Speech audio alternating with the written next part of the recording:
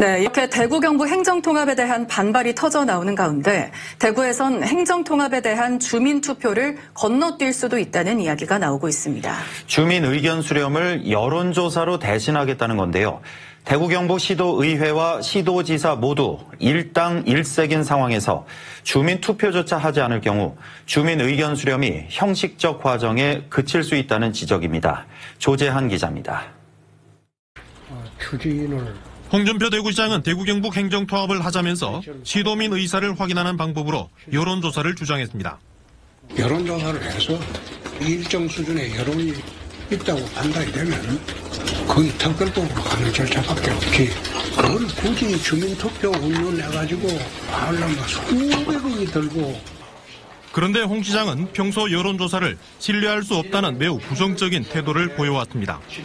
행정통합 여론조사를 제시하고 불과 2주도 지나지 않은 지난 2일 자신의 SNS에 2017년 대선 여론조사를 예로 들며 특정 후보의 대세론을 만들어주기 위한 자기적인 여론 조작이 있었다고 주장했습니다.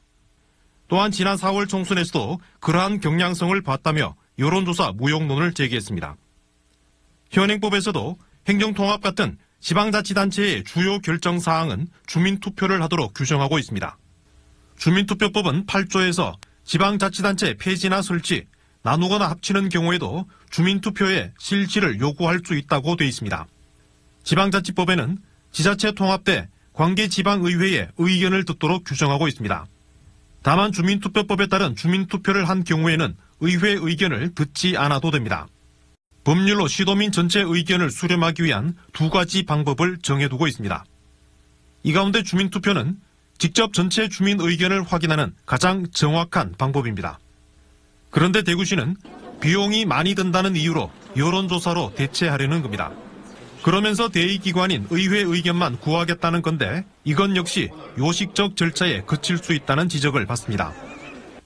현재 대구시 의원 32명 가운데 민주당 1명을 제외한 31명 모두 국민의힘 소속입니다.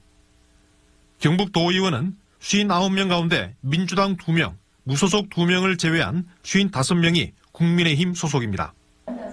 사실상 일당 체제에서 같은 당 출신인 대구시장과 경북도지사의 행정통합 추진에 구색 맞추기로 전락할 수 있다는 우려가 나옵니다.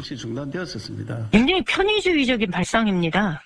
그러니까 지금 구성되어 있는 의회의 특성이나 이런 것들을 전혀 고려하지 않고 아주 편리하게 그냥 일을 빨리 처리하겠다라는 식으로.